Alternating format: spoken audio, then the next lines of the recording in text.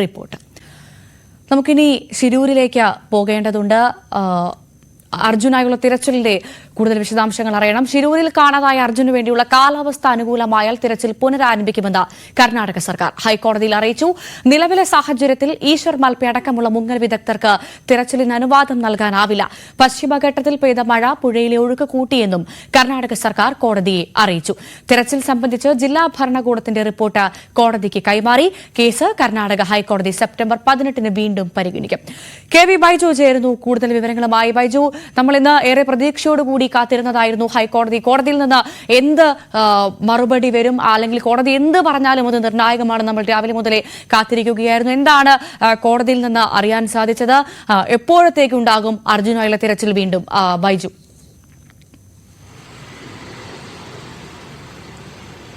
ഭവ്യ, തീർച്ചയായും ഈ അർജുൻ ഉൾപ്പെടെ കാണാതായ 3 പേർക്കായുള്ള തിരച്ചിലിൽ നിർണായകമായ ഹർജിയാണ് കർണാടക ഹൈക്കോടതി ഇന്ന് പരിഗണിച്ചതിൽ ഏറ്റവും പ്രധാനം കർണാടക സർക്കാർ തിരച്ചിൽ പുനരാരംഭിക്കും എന്ന് കോടതിയെ ധരിപ്പിച്ചിരിക്കുന്നത് എന്ന് തന്നെയാണ്. ഒരു ഘട്ടത്തിൽ ഈ തിരച്ചിൽ നിർത്തിവെച്ചേക്കുമോ, അത് കോടതിയെ അറിയിക്കുമോ എന്ന ഒരു ആശങ്ക കുടുംബത്തിനുണ്ടായിരുന്നു. ഏതായാലും അക്കാര്യത്തിൽ തിരച്ചിൽ പുനരാരംഭിക്കും. അതായത് കാലാവസ്ഥ അനുകൂലമായാൽ തിരച്ചിൽ പുനരാരംഭിക്കുമെന്നാണ് അറിയിച്ചിട്ടുള്ളത്. പക്ഷേ അപ്പോഴും ഉയരുന്ന ചോദ്യം, എന്നാണ് ഇത്തരത്തിൽ തിരച്ചിൽ വീണ്ടും തുടങ്ങുക? അക്കാര്യത്തിലേക്കൊന്നും കർണാടക സർക്കാർ കോടതിയിൽ ഏതെങ്കിലും തരത്തിൽ വിവരങ്ങൾ ബോധിപ്പിച്ചിട്ടില്ല. ഇതിൽ ഏറ്റവും പ്രധാനം ഈ ഡ്രഡ്ജർ എത്തിക്കുക എന്നതാണ്. അതിന് മുന്നോടിയായുള്ള പരിശോധന പൂർത്തിയായെന്നും കർണാടക സർക്കാർ വ്യക്തമാക്കിയിട്ടുണ്ട്. 96 ലക്ഷം രൂപയാണ് ഇതിനായി ചെലവ് വരുന്നത്. ഇതിന് ടഗ് ബോട്ട് വഴിയാണ് ഈ ഗംഗാവലി പുഴയിലേക്ക് ഈ ഡ്രഡ്ജർ എത്തിക്കുക എന്നും കർണാടക സർക്കാർ പറഞ്ഞു. എന്തായാലും ഇതിൽ മറ്റൊരു പ്രധാനപ്പെട്ട കാര്യം, ഈശ്വർ മൽപെക്ക് സ്വന്തം നിലയിൽ സ്വതന്ത്രമായി തിരച്ചിൽ നടത്താനുള്ള അനുമതി ഉണ്ടാകുമോ എന്ന ഒരു ചോദ്യമുണ്ടായിരുന്നു. പക്ഷേ ആ കാര്യത്തിൽ കർണാടക സർക്കാർ വ്യക്തമാക്കിയിരിക്കുന്നത് ഏതെങ്കിലും തരത്തിൽ നിലവിലെ സാഹചര്യത്തിൽ ആ അനുമതി നൽകാൻ ആവില്ല എന്നാണ്.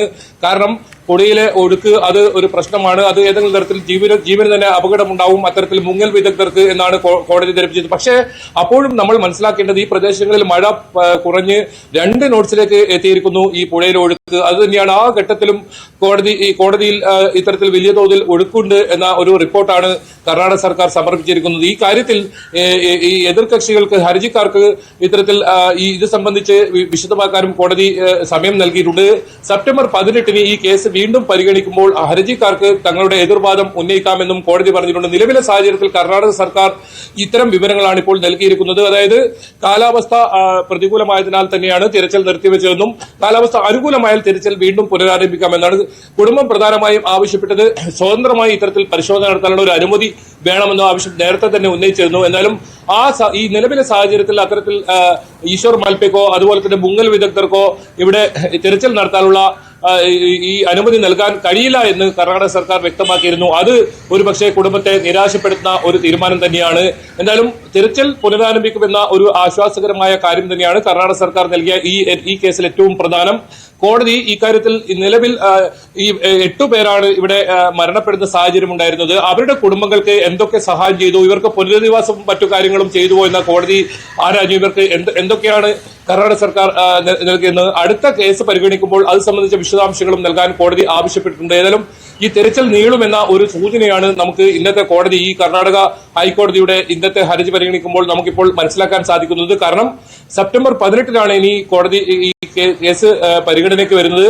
അപ്പോഴേക്കും ഈ റിപ്പോർട്ട്, കൃത്യമായ റിപ്പോർട്ട് സമർപ്പിക്കണമെന്ന് കോടതി ആവശ്യപ്പെട്ടിട്ടുണ്ട്. നിലവിൽ ഗംഗാവലി പുഴയിൽ വലിയ ഒഴുക്കില്ല, കാലാവസ്ഥ ഇപ്പോൾ അനുകൂലമാണ്. അപ്പോഴും കാലാവസ്ഥ പ്രതികൂലമാണെന്ന തരത്തിലുള്ള റിപ്പോർട്ടാണ് കർണാടക സർക്കാർ നൽകിയിരിക്കുന്നത്. അതുകൊണ്ട് തന്നെ കുടുംബം ആശങ്കപ്പെടുന്നുണ്ട്. കുടുംബവുമായി നമ്മൾ സംസാരിച്ചിരുന്നു. അവർ മുഖ്യമന്ത്രിയും അതുപോലെ തന്നെ ഉപമുഖ്യമന്ത്രി DK ശിവകുമാറിനെയും കാണാനുള്ള ഒരു ഒരുക്കത്തിലാണ്. കാരണം ഇത് ബോധ്യപ്പെടുത്താറുണ്ട്, വളരെ പെട്ടെന്ന് തന്നെ തെരച്ചിൽ തുടരണമെന്ന അഭ്യർത്ഥിക്കാൻ കൂടിയാണ് അവർ, ഈ കുടുംബം ഇത്തരത്തിൽ മുഖ്യമന്ത്രി സിദ്ധാരാമയ്യെ കാണാൻ ഒരുങ്ങുന്നത്. എന്തായാലും തിരച്ചിൽ നീളുമെന്ന ഒരു സൂചന കർണാടക സർക്കാർ ഇപ്പോൾ ഈ ഹൈക്കോടതിയിൽ ബോധിപ്പിച്ച അവരുടെ ഹർജിയിൽ നിന്നും നമുക്ക് മനസ്സിലാക്കാൻ സാധിക്കും.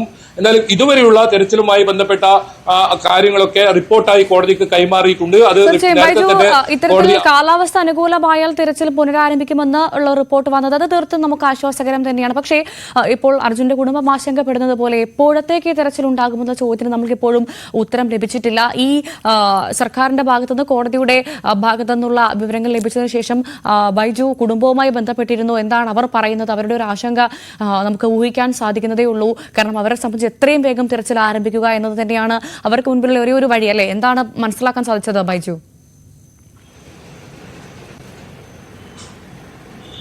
തീർച്ചയായും ഭവ്യ, ഞാൻ കുടുംബവുമായി സംസാരിച്ചിരുന്നു. അവർ വ്യക്തമാക്കിയത് രണ്ട് കാര്യമാണ്. ഒന്ന്, പ്രധാനമായും തിരച്ചിൽ അടിയന്തരമായി പുനരാരംഭിക്കണം.